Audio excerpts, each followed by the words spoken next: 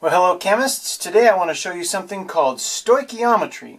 Stoichiometry is how we compare the amounts of materials involved in a chemical reaction. Please make sure that you have your copy of the assignment, which you can download from the Moodle site, or ask Mr. Woida for a copy in class. So I want to show you a strategy that we use for comparing the amounts of two materials involved in a chemical reaction. And through this, throughout these examples, I'm going to refer to the materials as X and Y. X is going to be the material that we start with. Just like when you're following a treasure map, X marks the spot where you begin digging for treasure. It's where you begin with X. And the thing that we're going to try to find out, we're going to call Y. It's why you're doing the problem. That's why. So we'll compare how much of one material and another are involved in a chemical reaction. And as we work our way through the steps, what we're going to do is try to convert one substance into another and cancel units along the way. Look at how these units cancel out. I'm given a mass of some material X to start with, and I'm going to cancel out those grams in the next step and convert them into moles. And then in the next step following, I'm going to convert those moles of the first substance into the second substance, and then I can cancel those out. And in the end, the unit that I'm left with will be the unit in my answer, grams. I'm going to start with grams of one substance, we'll call X, and I'm going to end with grams of another substance, we'll call Y. Along the way, one of the steps involves a balanced chemical reaction equation. This step we call a mole ratio because it's a ratio, a fraction, and in the top and in the bottom there are moles. That mole ratio comes from the coefficients in a balanced reaction equation. So we're going to begin putting together the things that we've been working on, converting between grams and moles, or between moles and grams, and using balanced chemical reaction equations. Let's look at the first example. The first example is asking what mass of oxygen is used up when 25 grams of paraffin burns in air. Paraffin is the oily substance that's in candles, and if I burned up this whole candle, 25 grams of paraffin, how much oxygen does it take to make that chemical reaction happen? Now when you follow the strategy, the first thing to do is look for what you're given. You know what you're given because it has a number. So 25.0, that's my number, and it's attached to this substance, paraffin. So I'm going to call that X. That's the thing that I begin with. That's what I know. And when I read the problem, I want to look for the keywords how much or how many, or something that tells me what I'm trying to find. What mass of oxygen is used up? That tells me what I'm trying to find out. That's the why in my problem. It's why I'm doing the problem, to find out what mass of oxygen is used up. Now what I need to know about those substances is, for each one, I need to know the molar mass so that I can convert how many into how much. The counting unit, the mole, and the mass unit, the one that we can actually measure at the lab bench. And for the other substance, the oxygen, I need to know its molar mass. Each 1 mole of oxygen has this many grams of oxygen. I also need to have a chemical reaction equation balance that shows me how much of each of these two materials is involved in the change. So for this one right here, paraffin, the paraffin is right here. There's no number in front of it.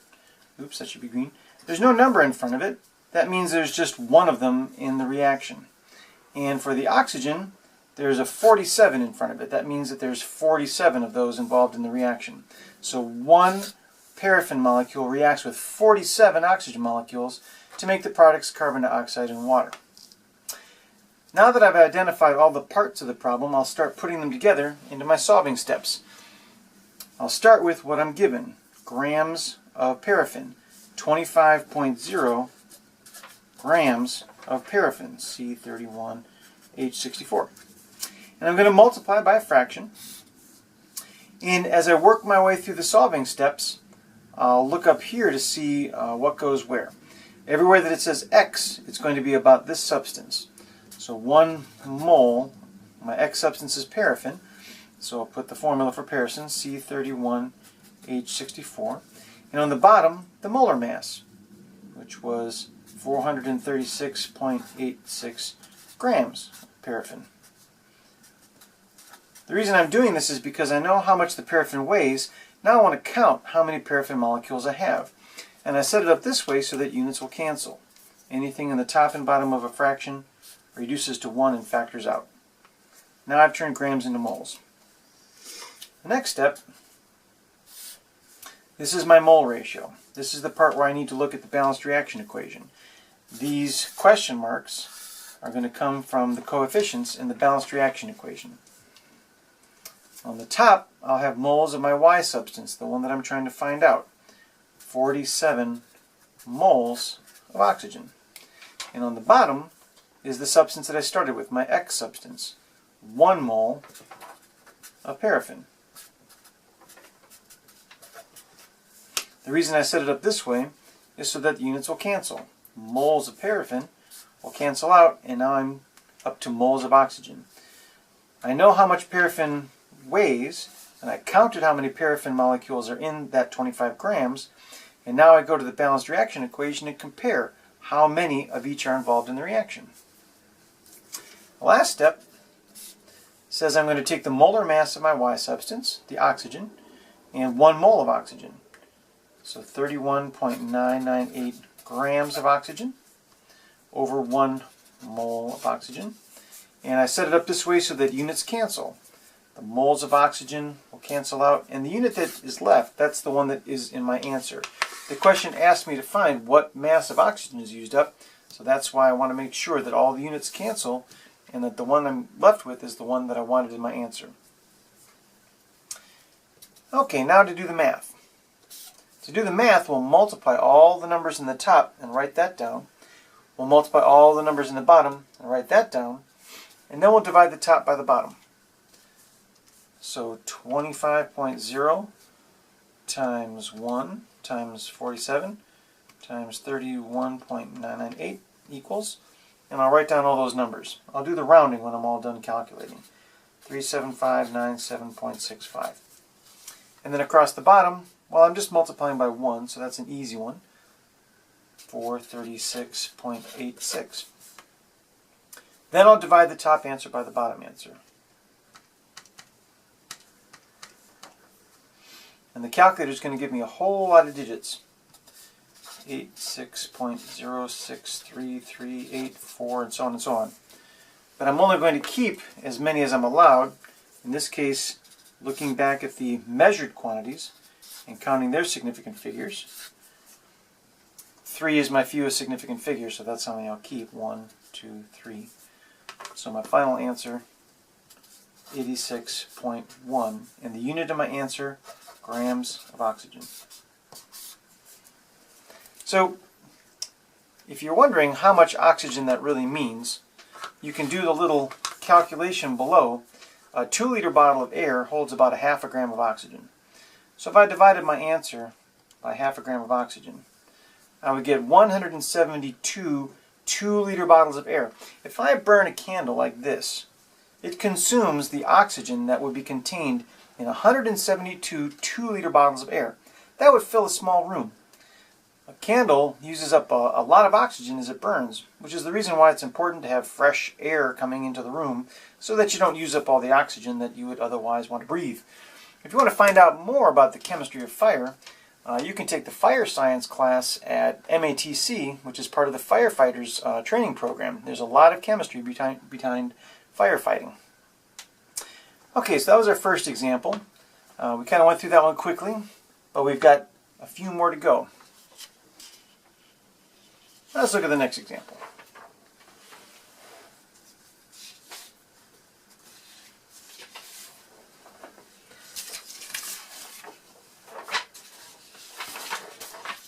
The next example is a real engineering problem. This is part of a true story. If you've ever seen the film Apollo 13, what happened to the astronauts was they got stuck in their spaceship and they didn't get a chance to land on the moon because they could barely make it home. One of the problems they ran into was that they were running out of breathable air. They needed to recycle the air in their spaceship to get rid of the carbon dioxide that was building up. When you're in a spaceship, you can't just roll down the window and get more fresh air, so you have to take all the air along with you that you're going to breathe. They had a problem. In the part of the spaceship where they were trying to stay safe, there was an air purification system that had round holes for putting in air filters, but they only had square filters to put into the filtration system. And so they had to figure out a way to modify their filters so that they could use the square filters that wouldn't fit in the round holes. The way the filter works is that carbon dioxide gas goes in and oxygen comes out. Carbon dioxide is a poisonous gas. You don't want to breathe that because you'll die. Oxygen is something that you really want to breathe. Inside the box is this compound, lithium oxide. It converts the carbon dioxide into oxygen.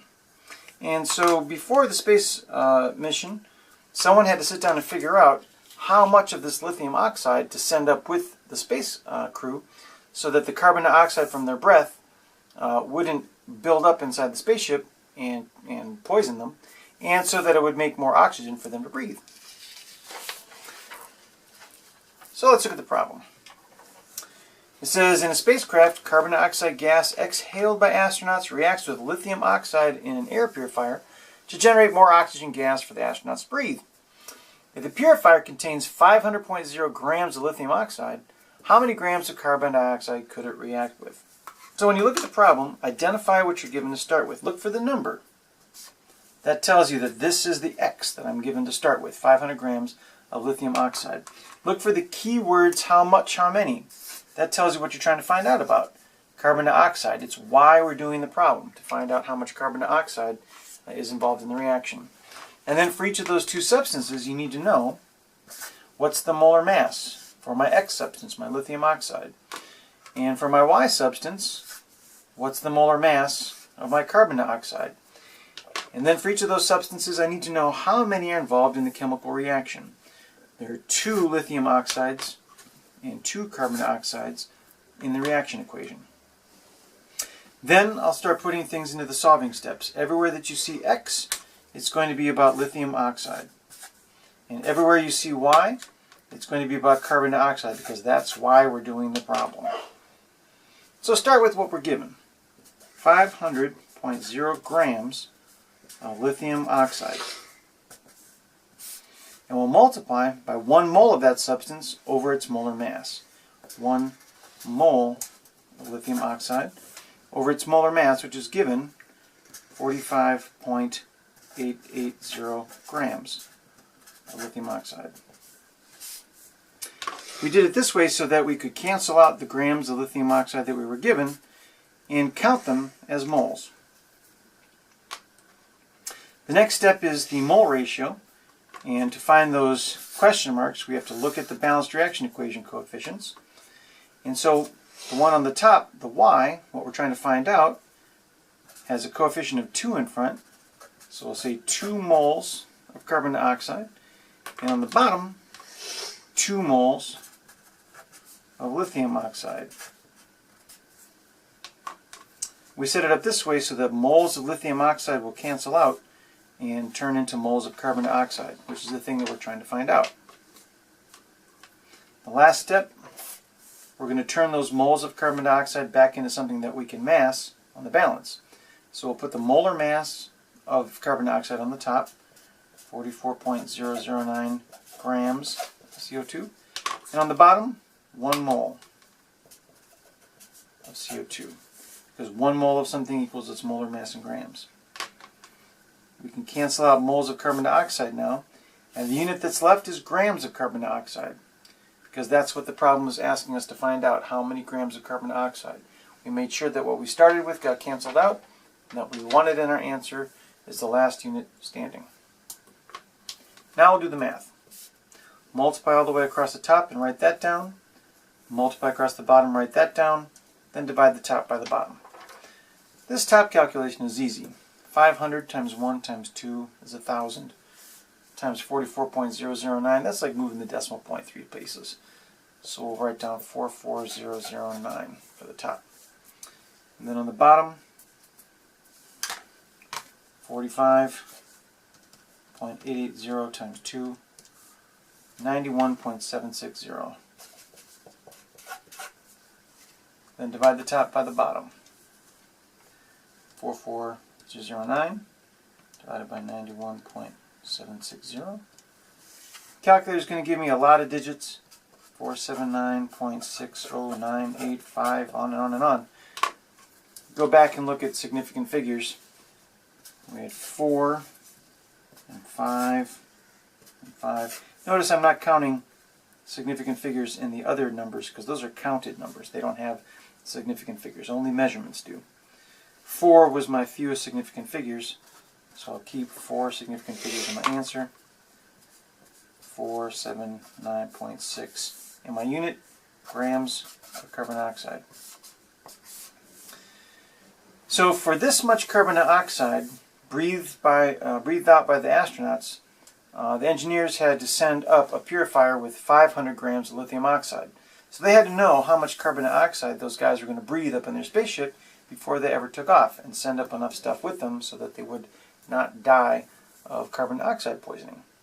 There's a little link at the bottom of the page that you can go to YouTube and you can watch the scene in the film Apollo 13, how they had to solve this problem. Okay, let's try the third problem.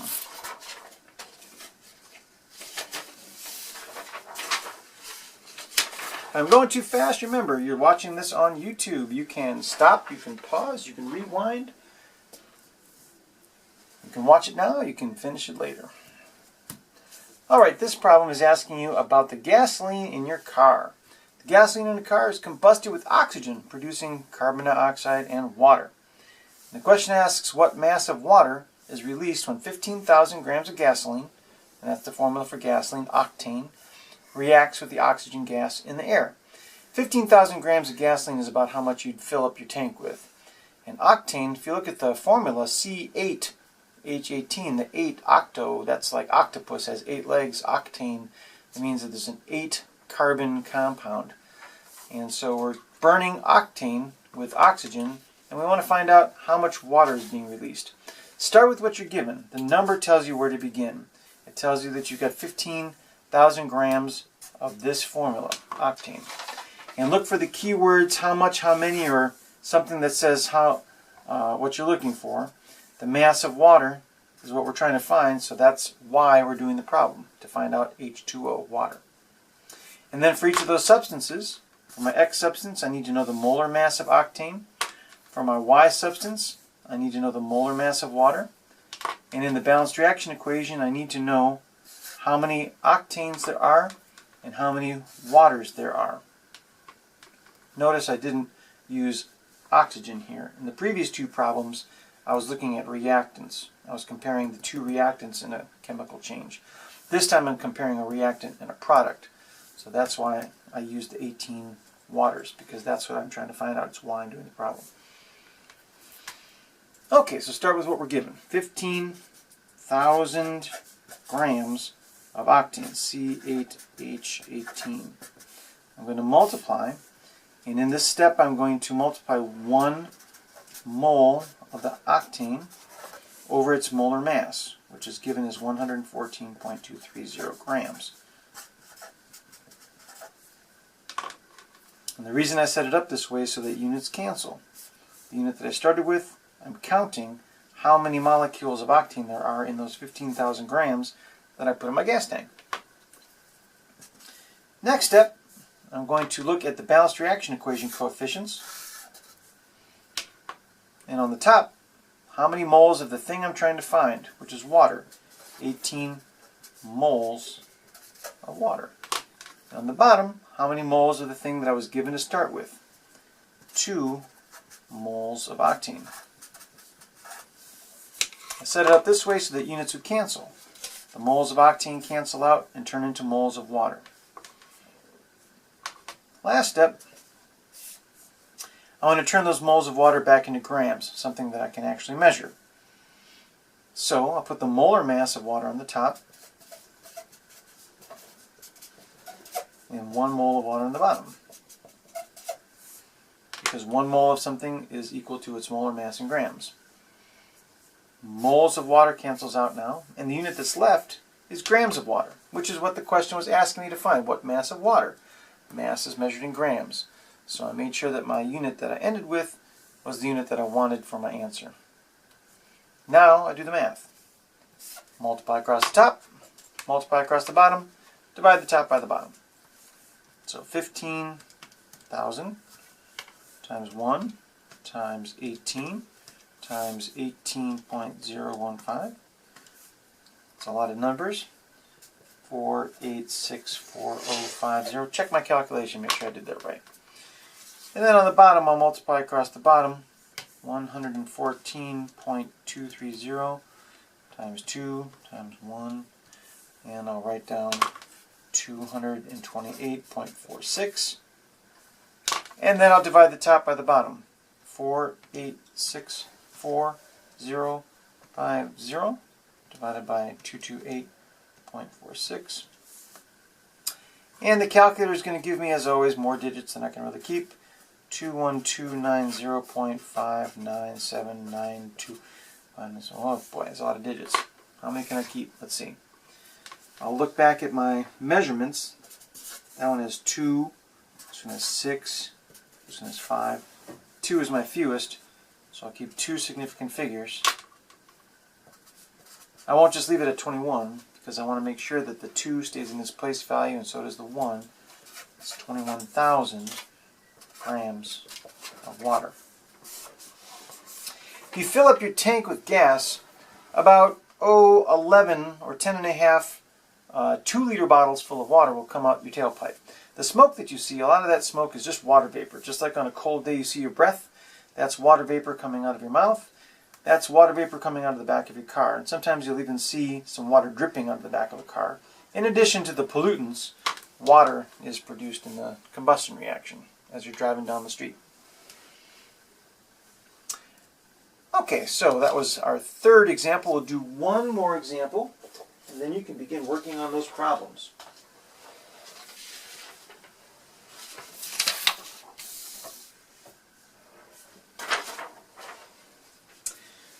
Okay, the last example, this is a little medical chemistry problem.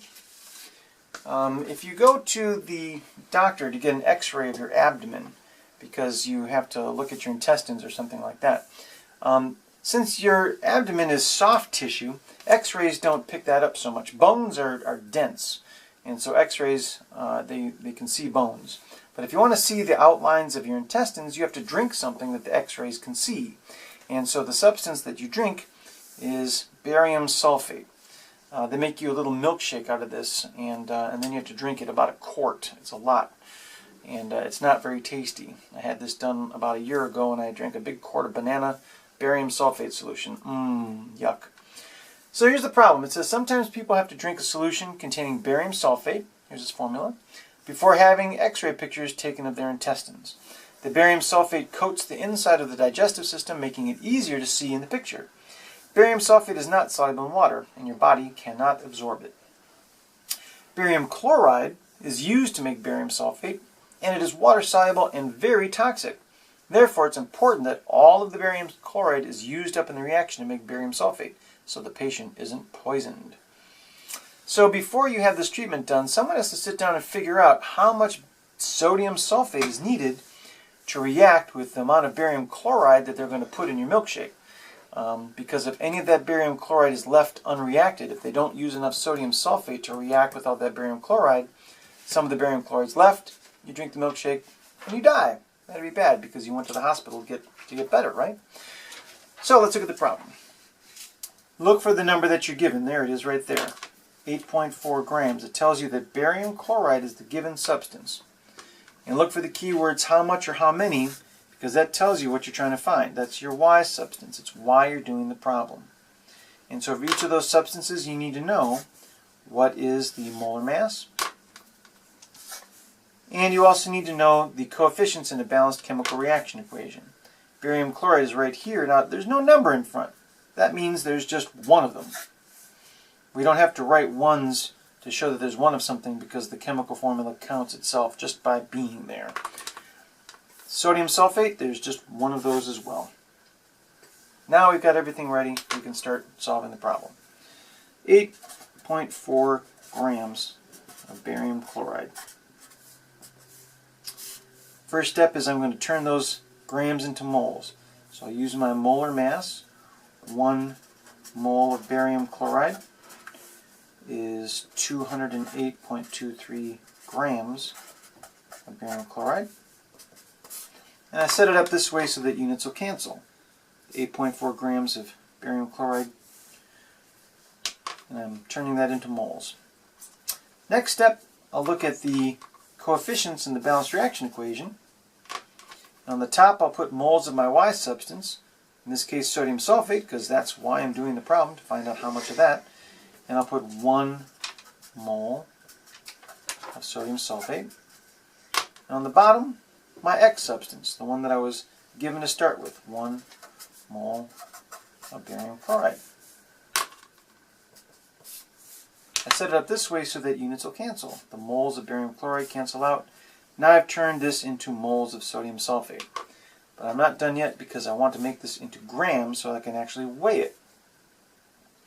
So my last step, I'll put the molar mass of my Y substance, 142.04 grams of sodium sulfate, over 1 mole of sodium sulfate. It's set up this way so that the moles of sodium sulfate will cancel. Grams of sodium sulfate goes in my answer, because that's what I was trying to find out. Now I just do the math. Multiply across the top, divide by the bottom. So 8.4 times 1 times 142.04 equals, and I'll write this down, 1193.136 over, I'll multiply across the bottom. That's easy because they're all just ones. So 208.23. So I'll divide the top by the bottom. And I'm going to round this to 2 significant figures because that was the fewest that I was given in the problem of any measured quantity. And if I round that to 2 significant figures, that's going to be 5.7 grams. 5.7 grams of sodium sulfate. So when I go to the doctor to get a CAT scan or an X-ray on my abdomen, and they bring me that milkshake that contains this many grams of barium chloride, they're going to make sure that they put this many grams of sodium sulfate in there to use up all of that barium chloride so that there's none of this left over, and then I'm poisoned and I die, which would be bad. Although, maybe not for you. So, 4 examples. You can go back and watch those again, slow them down, repeat them over and over and over again. And then you can begin working on the problems. When you look at the problems, let's look at the problems. Problems are done the same way. Make sure that you look for the given grams and look for how many or how much of what you're trying to find. The molar masses are given in each problem, and so are the balanced chemical reaction equations. Set them up the same way that we just did with our examples, and then multiply across the top, multiply across the bottom, divide the top by the bottom, get your answer. If you're not so sure about the rounding part, just get it calculated. The calculated answer is like cake. Rounding is like frosting. I still like cake without frosting as long as you give me some milk. And with that, let's blow out our candle and be done.